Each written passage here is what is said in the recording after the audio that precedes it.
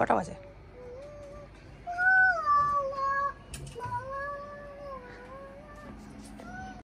Hello, welcome back to my channel Canada and our life.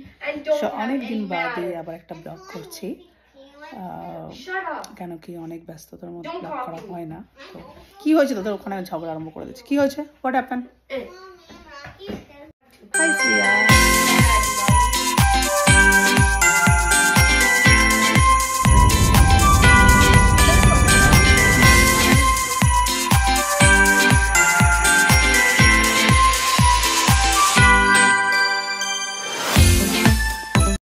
তো আমরা এখন যাচ্ছি ইয়েলোস্টোন, মানে এটা হচ্ছে ইউএসএতে, আর যাচ্ছি বাই কার। আমাদের বাড়ি থেকে এখানে ডিস্টেন্স 8 to 9 hours, বাট আমরা একবার ড্রাইভ করছি না। মাঝখানে গ্রেট ফলসে আমরা স্টপ করব, ওখানে হচ্ছে 1 night স্টে করব, দেন আমরা ইয়েলোস্টোন যাব। আগে আমরা এর আগে অনেকবার আমাদের প্ল্যান হয়েছে, তো সামাও ক্যান্সেল হয়নি। বাট এখন সামার টাইম, তো বাচ্চাদের স্কুল ছুটি, তো হোয়াই নট।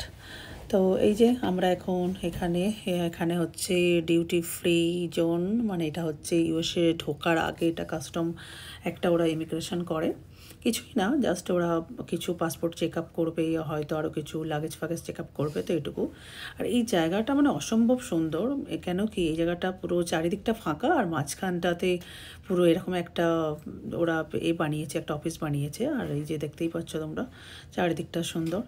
তো চলো দেখি ভেতরে কি হচ্ছে। এখানে আমি ভিডিও করতে পারবো না, যতটুকু পারবো ততটুকু ক্লিপ নেওয়ার চেষ্টা করব। তো দেখাবে।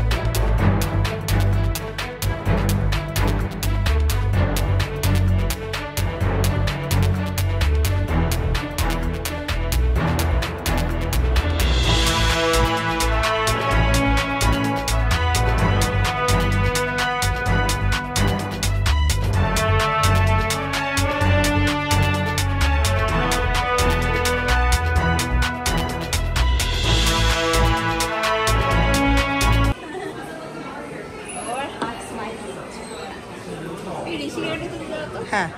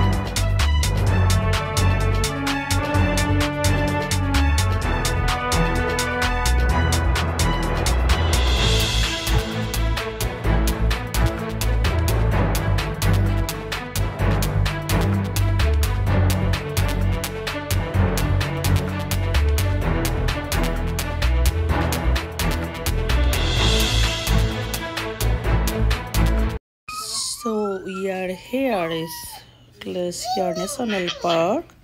So এটা হচ্ছে স্টার্টিং পয়েন্ট, অ্যান্ড দেন আমরা নেক্সটটাতে যাব।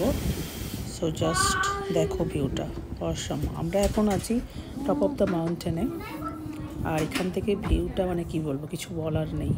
মানে এরকম ভিউ আমাদের ক্যানাডাতে নেই, মানে লাইফে একটা ভালো একটা জিনিস দেখার মতো, মানে টাইম স্পেন্ড করার মতো, বা এতক্ষণ ড্রাইভ করে আসার একটা আলাদাই, জাস্ট দেখো ভিউটা অসম্ভব সুন্দর। এখানে রাস্তাটা একটু স্কেয়ারি, বাট একটু আস্তে ধীরে ড্রাইভ করার দরকার, নাহলে তো